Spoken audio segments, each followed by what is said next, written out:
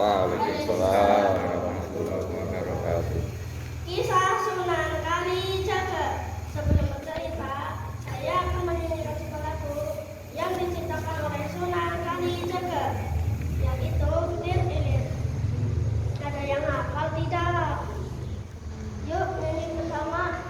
1, 2, 3. Lir ilir, lir ilir, dure wong sumilir, tak ijo royo royo, tak sewu penganten anyar, tak sewu penganten anyar, cah angon, penek no blimbingi, lunyo lunyo penek no angon, basuh dodo piro, kanggo basuh dodo piro, dodo piro, kumintir betah ing pinggir, dodo mono sumatono, kanggo sebo mengko sore, mumpung padang rembolane, mumpung jembat kalangane, surat iyo. Tepuk tangan untuk kita semua. Izinkan saya peserta dari SD Negeri 1 Purbasari akan menceritakan sebuah kisah tentang Sunan Kalijaga. Beginilah ceritanya. Dengarkan baik-baik ya teman-teman. Sunan Kalijaga adalah salah satu ulama wali Songo yang dikenal paling luas pengaruh dan cakupan dakwahnya di tanah Jawa. Dilahirkan dengan nama Raden Said pada sekitar 1450 Masehi. Raden Said merupakan putra Tumenggung Wilatikta, Bupati Tuban. Di masa mudanya, Raden Said dikenal dengan remaja nakal, suka minum-minum keras, merapok, mencuri, dan lakukan banyak untuk jalan. Kali ini yang mempertanyaannya yang bangsawan madu seperti itu. Akibatnya, Raden Said diusir dari rumah oleh orang tuanya. Said, pergi kau dari rumah ini, kata sang Bupati Tuban. Raden Said pun pergi dari rumah. Pada suatu ketika, Raden Said merampok. Ternyata orang yang akan disambutnya adalah Sunan Bonang. Karena pengaruh Sunan Bonang itulah Raden Said akhirnya sadar dan bertobat supaya tidak lagi merampok, merampas harta, dan melakukan perbuatan tercela. Sunan Bonang kemudian menjadi guru spiritual Raden Said. Selain belajar Islam kepada Sunan Bonang, Raden Said juga menekuni sastra Jawa dan sejarah wayang. Pengetahuan seni dan budaya inilah yang dijadikan salah satu contoh Islam oleh Raden Said.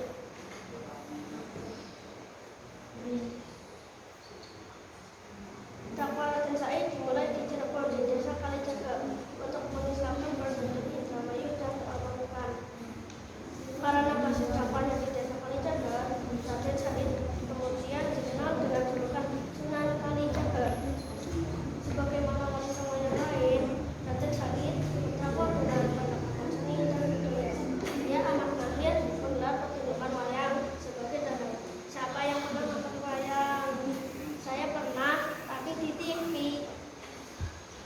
Bagi yang ingin menonton pertunjukan beliau, cukup menyebut Kalimosodo atau 2 kalimat sebentar sebagai disebut musiknya. Dengan begitu, orang yang menonton pertunjukan Sunan Kalijaga sudah masuk Islam. Karena pelihayaan Sunan Kalijaga inilah berbaur lambat tahun masyarakat setempat mengenal Islam. Demikian dari cerita kisah Sunan Kalijaga, semoga bisa diambil hikmahnya. Billahi taufiq wal hidayah. Wassalamualaikum warahmatullahi wabarakatuh. Waalaikumsalam warahmatullahi wabarakatuh. Waalaikumsalam warahmatullahi wabarakatuh. Bismillah.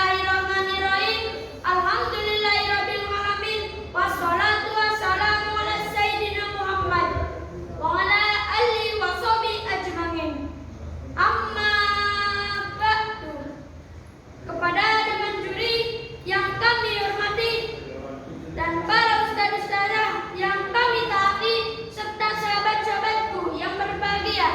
Apa kabar semuanya? Perkenalkan ya, hari ini saya akan membawakan sejarah yang berjudul Sunan Kalijogo.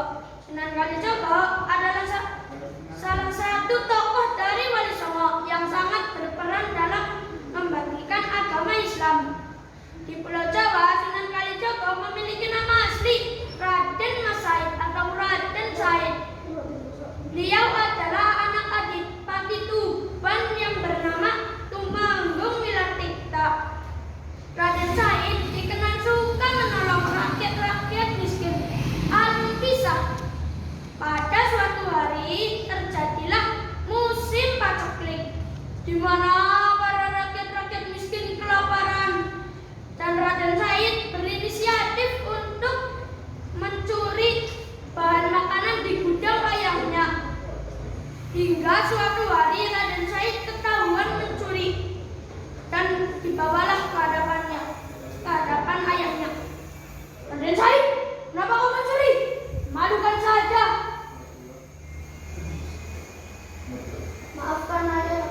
Maafkan saya ya, enggak mencuri rakyat-rakyat miskin, kasihan sudah beberapa hari tidak makan. Tidak saja, kau harus dihukum. Pakai hukumannya, cambuk 200 kali. Prajurit, cambuk dia. Dan diusir dari istana. Tapi setelah diusir, beliau tetap melakukan aksinya. Hingga suatu ketika dia bertemu dengan orang yang memakai jubah putih. Seakan-akan dia membawa tongkat emas dan Raden Said merebutnya secara paksa. Sampai orang itu terjatuh. Tuhan memimpin lakukan. Astagfirullahaladzim. Maafkan saya kira tongkatmu terbuat dari emas. Ternyata cuma tongkat biasa. Ini tongkatmu. Sudah, jangan menangis. Bukan tongkatku yang ditangisi, tapi rambut itu sudah tercabut gara-gara aku terjatuh tadi. Astagfirullahaladzim. Cuma beberapa helai rumput saja Tuhan merasa berdosa. Memang aku berdosa karena aku sudah mencabutnya secara kesia-siaan. Kalau untuk makan ternak itu tidak apa-apa, tapi kalau untuk kesia-siaan sungguh kau berdosa. Lagi pula perbuatanmu selama ini ibaratnya mencuci pakaian dengan air kotor, air kencing, yang menjadi pakaian itu tidak bersih, malah menambah kotor dan bau. Kalau kau ingin harta, nih, ku kasih pohon yang berbuah emas.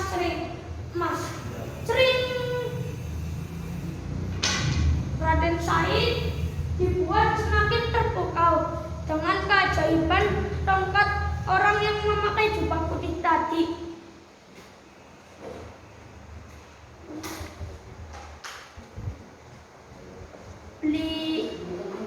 Beliau berinisiatif untuk mengkasih tongkat sampai orang. Tetapi sebagai syaratnya Raden Said harus menjaga tongkat itu yang ditancapkan di kali selama 3 tahun. Hari demi hari berganti waktu.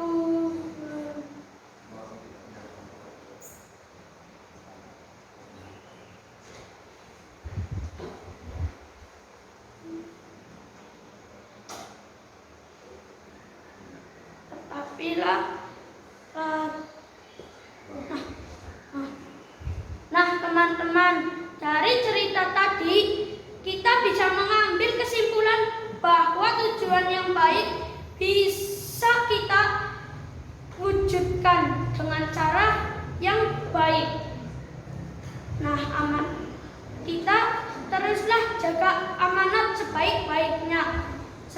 ya ceritanya. Nonton TV, lihat berita. Jangan lupa nonton bola. Kalau ada salah, maafin ya. Wassalamualaikum warahmatullahi wabarakatuh. Waalaikumsalam warahmatullahi wabarakatuh.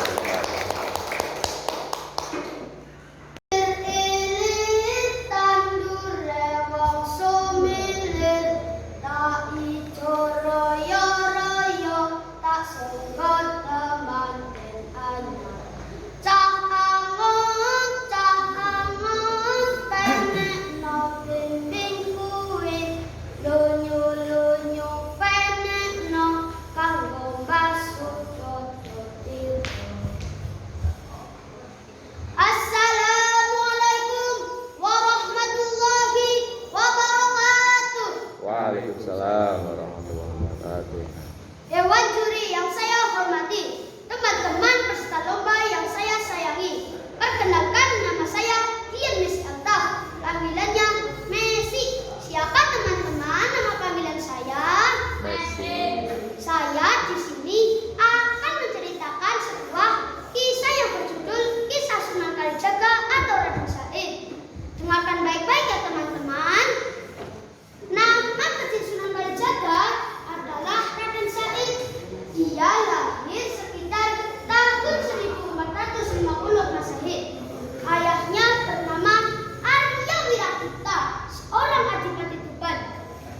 Agama Islam sudah dikenalkan kepada Raden Said sejak masih kecil oleh guru agamanya di Tuban. Setelah Raden Said umur dewasa, Raden Said sangat tidak suka dengan kehidupan di Kadipaten yang sangat tidak memihak pada rakyat selatan.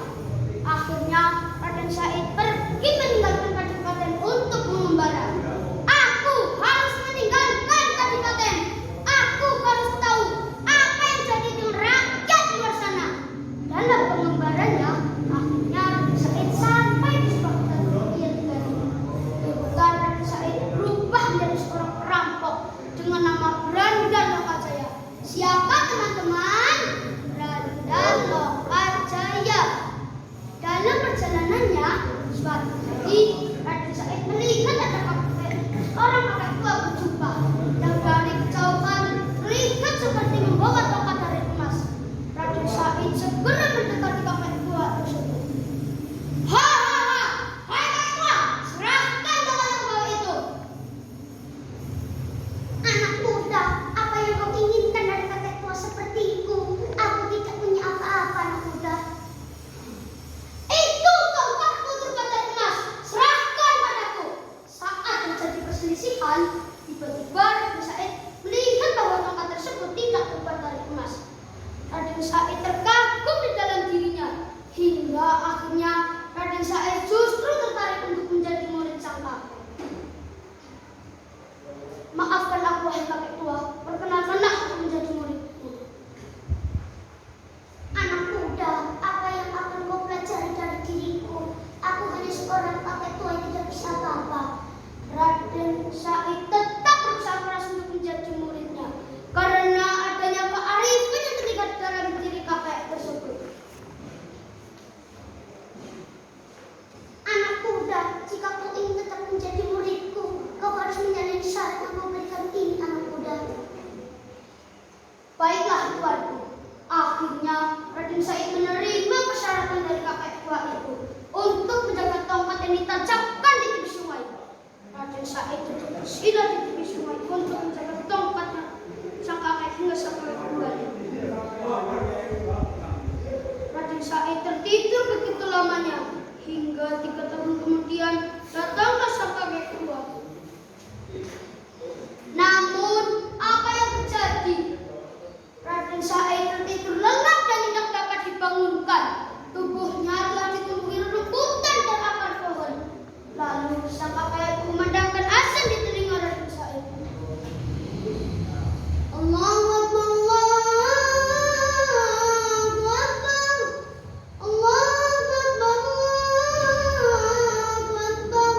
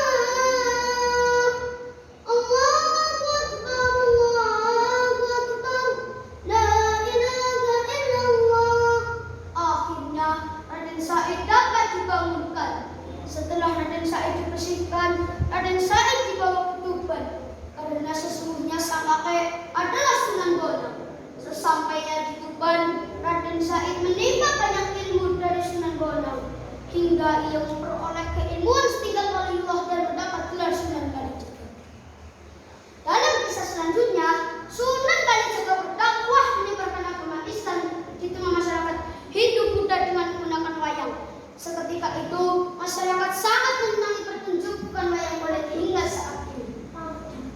Nah, teman-teman, dari sini kita dapat mengambil kesimpulan bahwa perbuatan yang baik harus dilakukan dengan cara yang baik dan kita harus bisa menjaga amanah dengan sebaik-baiknya. Demikian kisah singkat dari saya. Semoga kita dapat mengambil teladan dan hikmahnya. Wabillahi taufiq wal hidayah. Wassalamualaikum warahmatullahi wabarakatuh. Waalaikumsalam.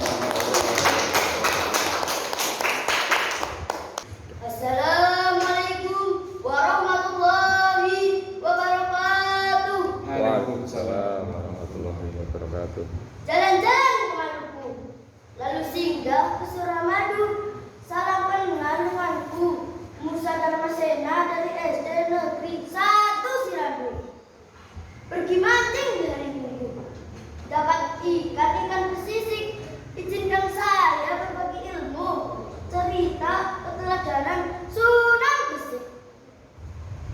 Teman-teman, ada yang pernah dengar nama Sunan Gresik? Beliau adalah seorang wali songo yang bernama Maulana Malik Ibrahim atau dikenal dengan nama Sunan Gresik. Sunan Gresik memiliki karomah yang luar biasa. Nah, penasaran kan dengan karomah Sunan Gresik? Ayo kawan, ayo kawan, ayo kawan, mari dengarkan cerita Islami yang kubawakan. Pada suatu hari, Sunan Gresik bersama para santrinya mengembara di suatu tempat yang amat gersang. Dari kejauhan, rombongan Sunan Gresik melihat sekelompok orang yang sedang upacara pengorbanan untuk pemuda-mudi.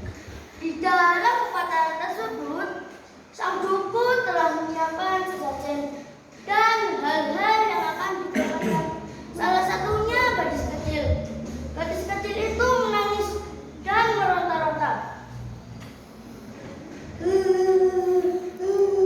Tolong, jangan perbankan aku, lepaskan, lepaskan. Lalu Sunan Gresik datang menghampirinya dan bertanya kepada sang dukun, "Tuan, ada turun apa ini? Kenapa gadis ini menangis dan meronta-ronta?" Sang dukun lalu menjawab, "Hei kamu, jangan banyak tanya. Kami sedang berdoa dan gadis ini akan kami korbankan. Sudah sana, jangan ganggu, enak aja."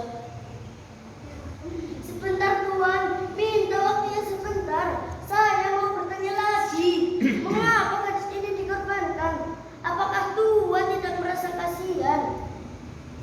Sang dukun tetap khusyuk berdoa dan tidak menjawab pertanyaan Sunan Gresik. Tiba-tiba ada seorang kakek-kakek datang menghampirinya dan menjawab pertanyaan Sunan Gresik. "Jadi begini Tuan, sebenarnya kami tak tega, namun semuanya kami terpaksa karena semuanya kelaparan. Sudah lama tak turun hujan." "Walah, begitu rupanya. Baiknya kita belum seperti ini lagi. Sudah ada berapa korban selama ini?"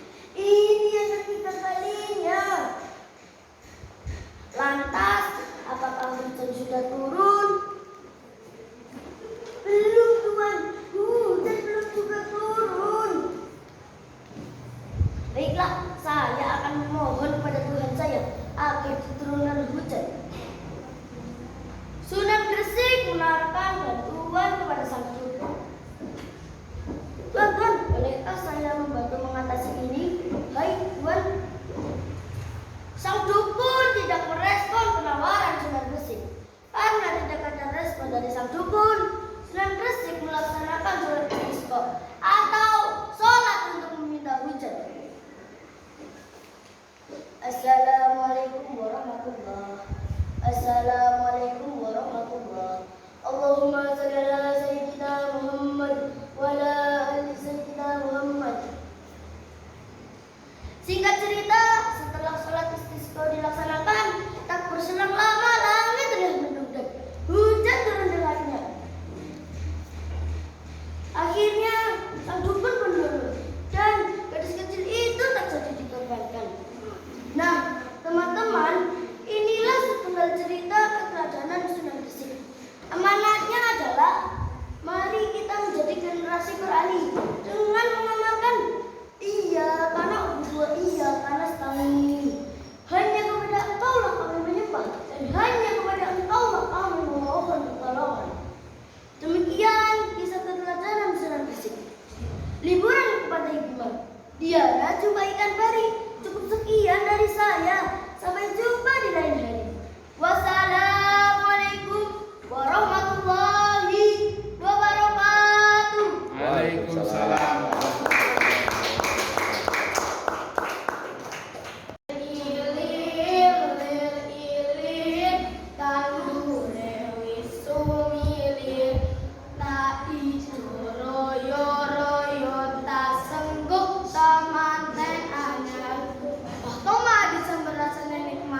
Sampean umat Muhammad, jawab salam kami semangat. Assalamualaikum warahmatullahi wabarakatuh. Waalaikumsalam warahmatullahi wabarakatuh. Yang saya hormati Dewan Juri serta teman-teman yang berbahagia. Pada kesempatan kali ini saya akan menceritakan kisah Sunan Kalijaga. Jangan penasaran, begini ceritanya. Tuban adalah daerah kadipaten yang berdaulat dengan Majapahit. Ketika itu, yang menjadi adipati di sana adalah Tumenggung Wilwatikta. Beliau mempunyai seorang putra yang bernama Raden Said. Ketika itu, Raden Said tidak suka dengan ulah para pegawai kadipaten yang merampas simpanan bahan makanan rakyat untuk membayar pajak. Di mana-mana rakyat menderita, Raden Said pun tidak suka melihat hal itu. Ketika malam telah gelap, semua penghuni istana tertidur dengan lelap. Raden Said membuka pintu kamarnya sambil berjalan bercingkat-cingkat menuju gudang istana. Lah, penjaga bersih rupanya. Apa boleh buat? Akan kusirap kalian semua dengan nadi siripku. Diri Basundari, tidurlah. Akhirnya penjaga gudang tertidur dengan gelap. Akhirnya Raden Said bisa masuk ke dalam gudang dan membawa bahan makanan keluar. Kemudian membagikan bahan makanan tersebut kepada rakyat yang menderita. Sahabat Mapsi, singkat cerita, pada suatu hari Raden Said bertemu dengan seorang lelaki tua.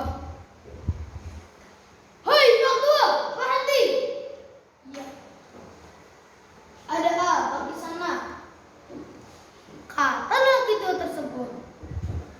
Serahkan tongkat emas itu kepadaku. Kisanak nih, larang tongkat emas ini. Kisanak, tongkat yang ada di tangan kaki ini hanya segumpal tangan. Jika kisanak emas yang lebih banyak, ambillah buah-buahan itu. Hah, buah-buahan bisa berubah menjadi emas. Sebenarnya siapa kakek ini? Aku, Sunan Bonang. Hah, Sunan Bonang? Sunan, maafkan aku, Sunan. Maafkan aku, Sunan. Sunan, aku mau berhenti menjadi perampok atau Sunan mau mengangkat aku menjadi murid Sunan. Kata Raden Said. Jadi muridku. Tapi baiklah. Kamu tunggu di sini sampai aku kembali ya, Mas. Kata si Sunan Bonang kemudian. Sahabat Mapsi, benar juga. Akhirnya Raden Said menunggu Sunan Bonang sambil bersemedi di sungai. Tanpa terasa, waktu sudah berlalu bertahun-tahun lamanya. Sunan Bonang tersentuh dengan apa yang dilakukan Raden Said.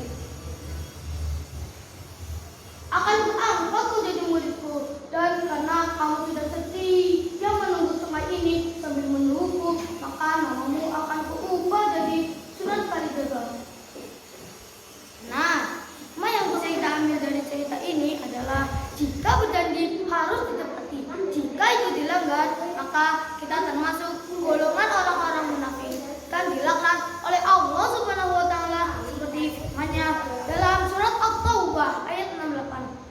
Artinya, Allah mengancam orang-orang munafik, laki-laki dan perempuan, dan orang-orang kafir dengan neraka jahanam. Mereka kekal di dalamnya. Cukuplah neraka itu bagi mereka. Dan Allah melaknati mereka. Dan bagi mereka azab yang kekal. Sahabat Mapsi, terima kasih atas perhatiannya. Mohon maaf bila ada kesalahan. Wassalamualaikum warahmatullahi wabarakatuh. Waalaikumsalam. Assalamualaikum warahmatullahi wabarakatuh. Waalaikumsalam warahmatullahi wabarakatuh. Alhamdulillah wa syukurillah la quwwata illa billah. Dewan juri yang saya hormati dan teman-teman peserta lomba yang saya cintai. Perkenalkan, nama saya Panji Laksana Ainur Rahman dari Negeri 1 Sangkapura. Dalam kesempatan kali ini, saya akan menceritakan tentang keteladanan Sunan Muria. Teman-teman, Sunan Muria adalah salah satu anggota Wali Songo yang sangat berperan mengajarkan agama di tanah Jawa. Beliau mempunyai nama asli yaitu Raden Umar Said. Beliau adalah anak kandung dari Sunan Kalijaga. Sunan Muria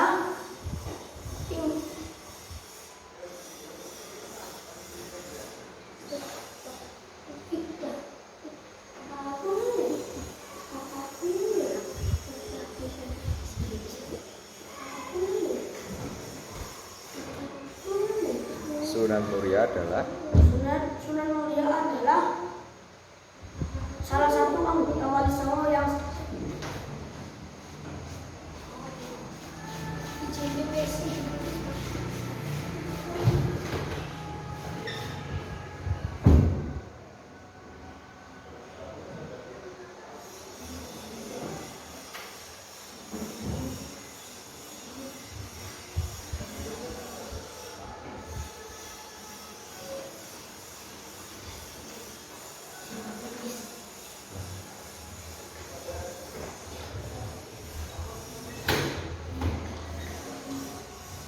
beliau adalah anak kandung dari Sunan Kalijaga.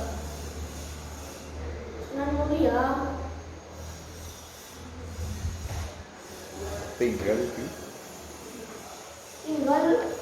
di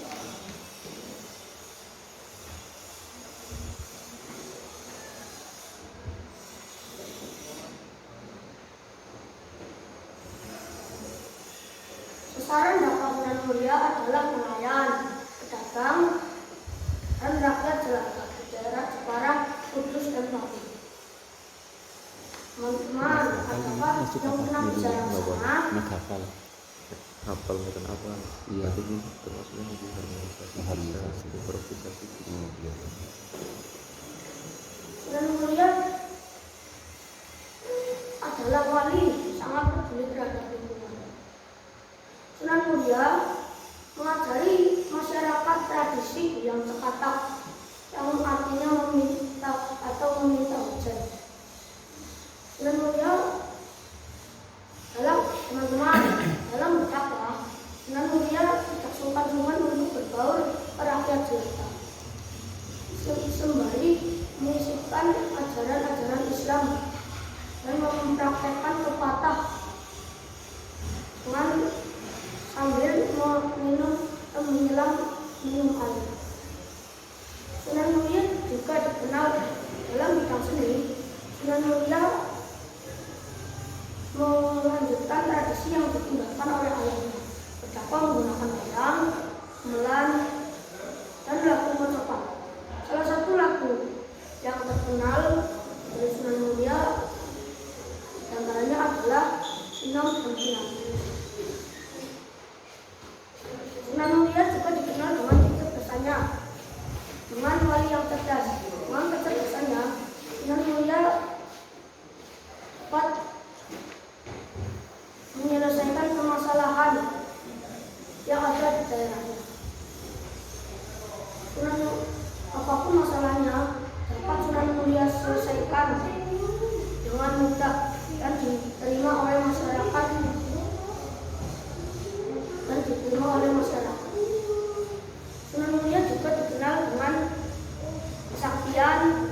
ketangguhan dan kekuatan fisik. Diceritakan pada suatu hari Sunan Muria diserang oleh orang jahat. Tapi serangan tersebut berbalik ke orang jahat tersebut sampai orang jahat tersebut meninggal. Subhanallah, sangat luar biasa ya teman-teman. Demikian yang saya sampaikan. Semoga ada pelajaran yang dapat kita ambil manfaatnya. Assalamualaikum warahmatullahi wabarakatuh. Waalaikumsalam. Assalamualaikum warahmatullahi wabarakatuh. Waalaikumsalam Warahmatullahi wabarakatuh. Yang saya hormati Dewan Juri serta Bapak Ibu Guru tanpa teman-temanku yang berbahagia. How are you today? Fine. Alhamdulillahirrahmanirrahim. Marilah kita panjatkan syukur pada Allah Azza wa Jalla yang telah memberi kesempatan kita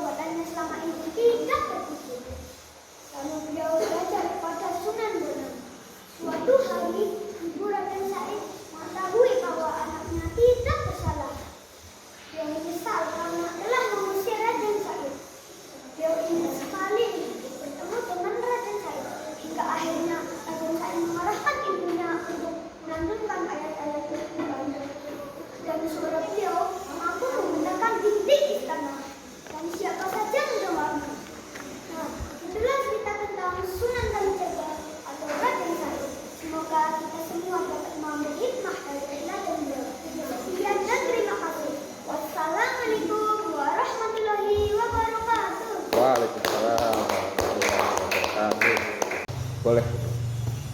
Ayo kawan, mari dengarkan, saya akan bercerita kisah tentang seorang Sunan Maulana Malik Ibrahim.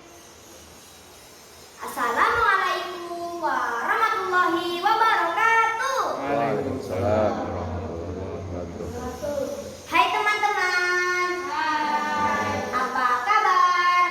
Baik. Semoga kalian dalam keadaan baik-baik saja. Perkenalkan, nama saya Wildan Setiawan dari SD Negeri 2 Samuata, Kecamatan Karangjambu.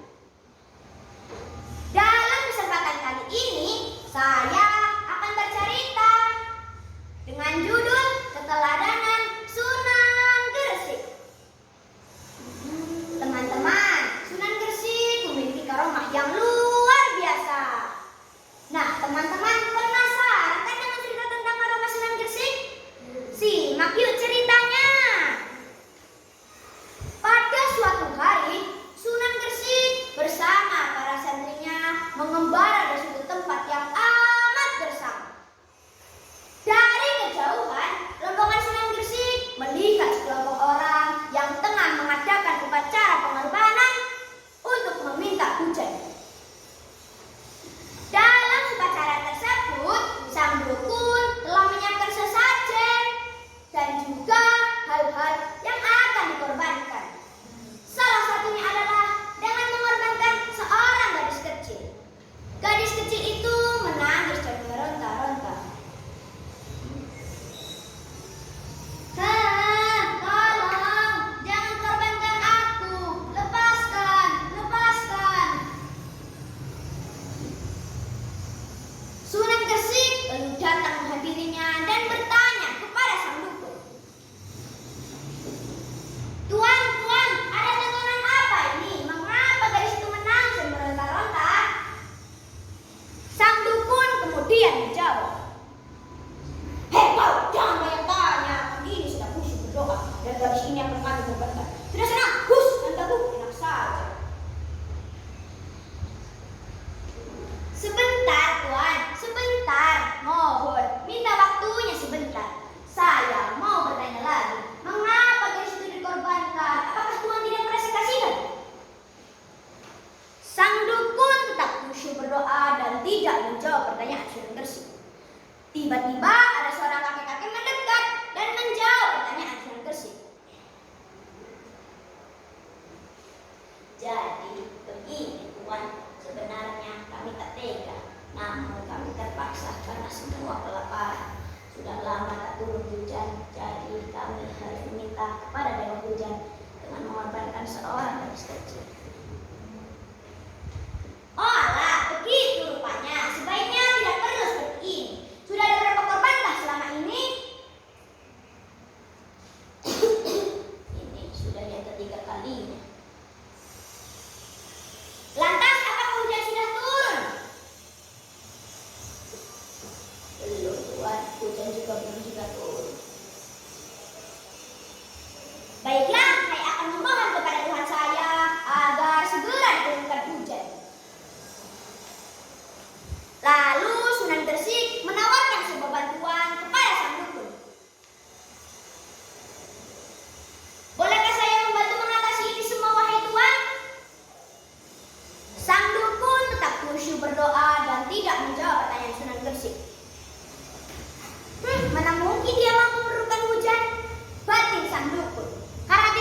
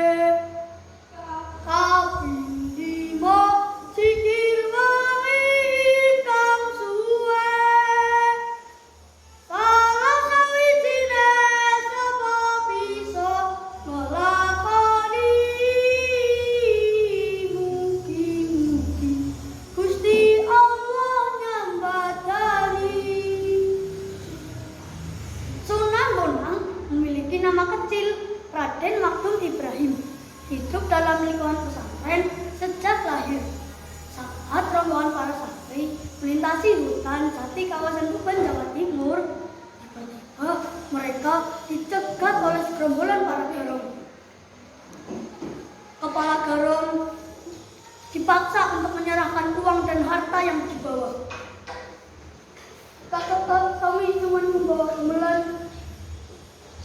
kata pria bersorban memakai jubah putih yang memimpin rombongan para santri. Entah kepala garong, yaitu Kebondanu. Penampilan kalian bukan orang biasa. Coba kalian mainkan gamelan itu. Kalau kalian bohong, bukan hanya harta kalian, tapi nyawa kalian juga saya cabut. Hahaha.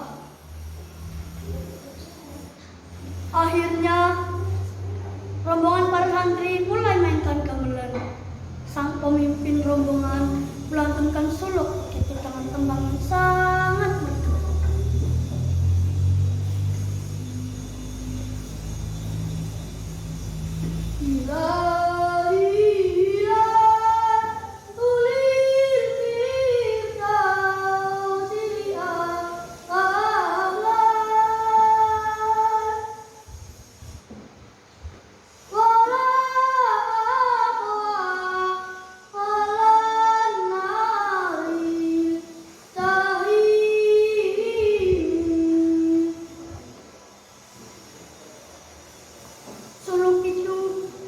Mendekatkan hati yang mendengar tak terkecuali para garong.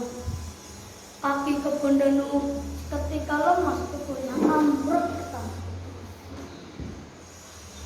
Tobat, ampun, hentikan tembang kalian. Lantun suluk terus dimainkan. Jika ada yang salah dalam tembang ini, mungkin kalian berperilaku buruk selama hidup. Kata-kata pemimpin itu dengan nada yang sangat tenang. Saya menyerah, jangan menuruti kata-kata di sana.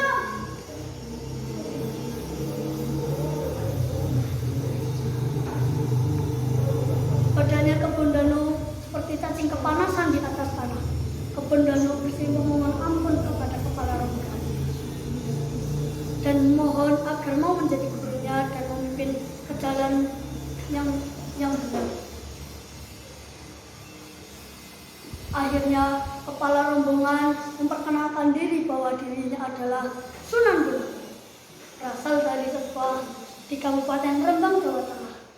Lahir pada tahun 1465. Putra dari Sunan Ampel dan Nyai Ageng Bumiya. Akhirnya Kebondanu menjadi pengikut setia dan menjadi santri yang sangat taat. Nah, teman-teman, hati kita yang bersih akan membawa kedamaian dan sebaliknya. Jika hati kita tidak bersih, akan membawa kesengsaraan. Demikian cerita Islami yang dapat saya sampaikan. Semoga bermanfaat bagi kita semua. Mohon maaf atas segala